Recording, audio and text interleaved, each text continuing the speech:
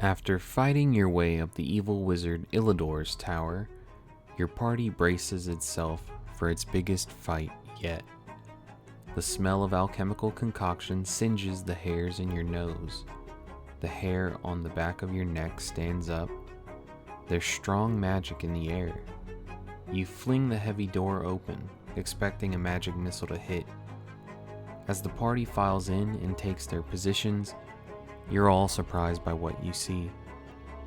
Illidor is in the center of the massive room, book in hand, probably his book of spells. He shuts the book as he looks down at your party. He begins to slowly lift off the ground. Arcane power swirls around his body and arcs off like little lightning bolts. Sorry, could I have actually placed myself behind those large crates in the room? Yeah, sure. Anyways, like little lightning bolts, Excuse me, I actually can't see too well from my angle. How far is Illidor from me? 4, 5, 6, 7, 7 times 5, 35. He's 35 feet from you. He raises his arms, the spellbook floating next to him. The pages turning on their own. Fools! You dare assault my tower? I hope whatever that idiot king... Sorry. I'm so sorry, but I have Dimension Door. Could I have poof behind that pillar over there? It's 50 feet away and looks like it'd give me full cover. Oh my god. Yeah, that's fine. Is everyone where they want to be? Yeah? Okay. Good. I hope whatever that idiot king paid you was worth marching to your death. Hold up. I see you put Illidor on an upside down glass for the flying. It's cool and all. What's the actual height and game for that?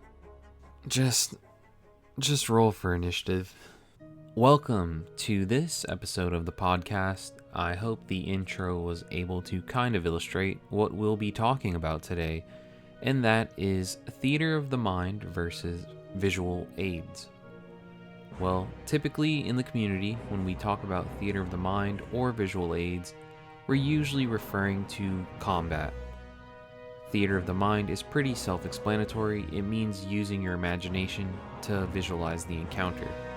In the same vein, when we say visual aids, we mean the use of something physical to illustrate the encounter.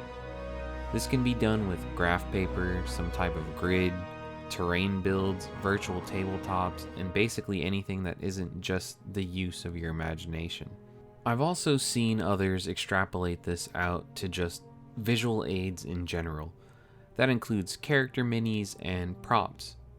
This is the camp that I fall into when I'm talking about visual aids. Then you know I'm talking about it for combat or RP purposes. The TLDR of this episode is they're both beneficial and better than each other in their own ways, so it's complicated. With that out of the way, let's talk about the pros and cons of each of them. Pros for theater of the mind. It's very bank account friendly. It's very space friendly. It's fast and a great way to handle dynamic scenes or large-scale battles. It's time friendly, and it can be used for most things that you want to feel epic. Let's explore these points now. I say it's budget friendly because it doesn't cost anything to do theater of the mind. If you want to be a stickler about it, sure, you still have to probably buy a notebook, a pencil or pen, and it probably costs something to print out your character sheet. But all of that is cheaper than one decent quality miniature. So I'd say budget friendly is still an appropriate phrase to use. How is it space friendly? If any of you listening have played a tabletop RPG in real life, or you're the GM, or if you play Warhammer, you understand just how much space props for a game can actually take up. A common thing I've seen is that people will make their terrain and then just go to whatever game store they run their sessions in and ask for permission to leave the terrain pieces there. More often than not, the store manager will agree if you let them use it as some kind of open to the public terrain piece. Well, if you do theater of the mind, you don't have to worry about any of that hassle. Everything's in your head. The most space being taken up by anything is probably shelf space from rule books and notebooks. Theater of the mind is fast. With Theater of the Mind, you're able to navigate through scenes extremely quickly in a way that visual aids will almost never be able to match. Unless the GMs put in a lot of work to make things seamless, even then, it'll still fall short. You jump through the window on the top floor of the building. Give me a dex check. 16 just barely makes it. You land on the roof of another building, some shingles break off from where you landed. But other than that, you're fine. Okay, you hop from roof to roof until you end up near the trade district, a few blocks over from where you made your escape. You get down and attempt to blend in. Give me a stealth roll. And just like that, you left one place, ended up in another, and then ended up in a completely different area in less than a paragraph's worth of words, and 2 rolls of the die. Visual aids simply have no way of competing with speed, and you'd have to have every section of a city built or mapped out. They just aren't very feasible when you need to get through multiple places fast. I, as the GM, have the ability to bypass a lot of unwanted fluff that may catch my players' attention, when I may not want them to get sidetracked. Some may call this railroading, but hey, I let them do whatever they want most of the time, so they can afford to give me this one. The delivery is what makes something like this barely noticeable though. You walk through the hall, past the multiple doors on each side of the corridor, and find yourself standing outside of the Mad King's chambers. You didn't punish the players, probably saved about 45 minutes of lockpicking and room checking, and they've made it to the next important story beat. That last bit, as well as the window escape, illustrates how Theater of the Mind can be time-friendly in-game. Outside of the game, playing Theater of the Mind is a time saver because you don't need to spend any time painting minis, making terrain, or making props. So if you find yourself low on time in between your sessions, maybe consider Theater of the Mind as the route to go. As far as making things feel epic, Theater of the Mind is at its best because the players are using their imagination. The blood-stained battlefield filled with thousands of dead combatants, or the amorphous horror whose mere existence seems to be an offense to your soul, or the mile-wide, 100-foot-tall wall of water racing towards the coastal kingdoms, are things that are better done in the mind of the player. No one wants to hear about a battle involving thousands and see a battle scene with 5 minis on it. It just pulls them out of the scenario. Stick to Theater of the Mind if you want to convey a real feeling of epicness and grandiosity. Cons for Theater of the Mind are it's less tactical, it relies on players' attention, and it relies on the GM's ability to describe a scene. It's hard to tactically think of things when you don't have much of a frame of reference. Where are the columns I can hide behind? Who has cover? How far is that thing or person from me? Is anyone within 5 feet of it? The list goes on. Those are just some of the questions that will be asked, and the GM is going to need answers because a lot of actions have a distance associated with it. It's easier to make plans when you have numbers, distances, and an area to work with. Keeping a player's attention is the mark of a good GM. If that player isn't paying attention, all those questions you answered in the previous section, well, you're going to have to answer them again. Players need to be paying attention in order for Theater of the Mind to be at its best. The most difficult thing about Theater of the Mind, though, is that it almost entirely relies on the ability of the GM and their ability to describe a scene. If I'm not effective at describing things in a way that my players can understand and grasp onto, then it turns into players losing interest and not paying attention. The less they pay attention, the less invested they are, and at worst, just completely indifferent towards the campaign. Now, let's talk about the upsides of visual aids.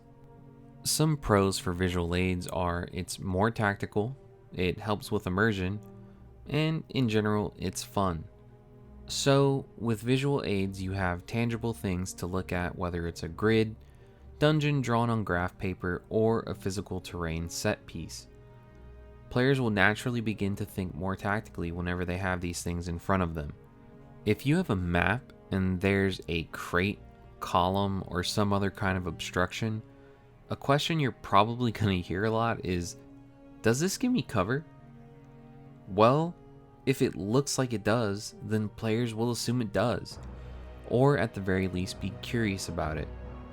You're also able to get into the nitty-gritty of a fight where you can place yourself or your spells in the exact optimal spaces that they need to be.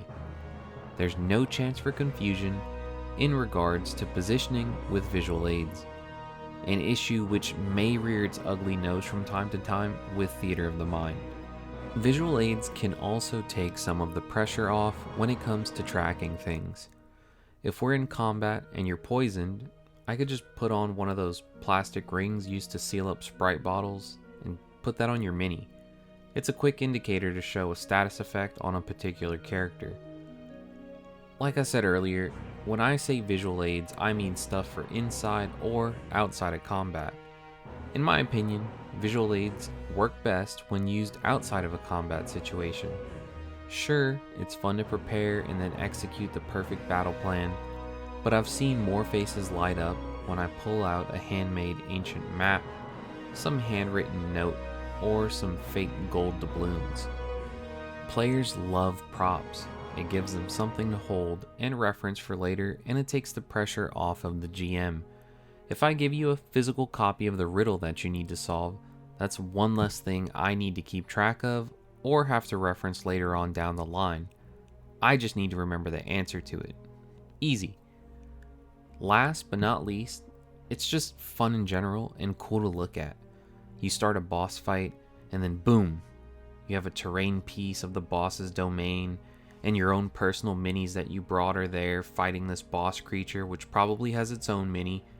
It basically gives you an excuse to kind of play with toys again.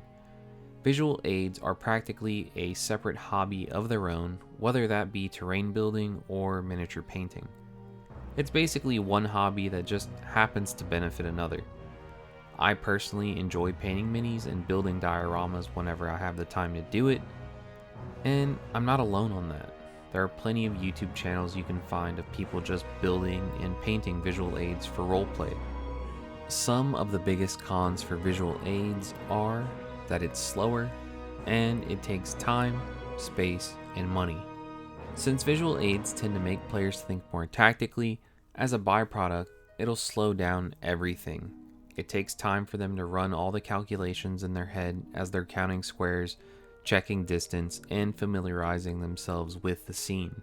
It takes time to set up a scene as well as take it down, and you're pretty much restricted to the scene until it has concluded in some kind of way and the players leave.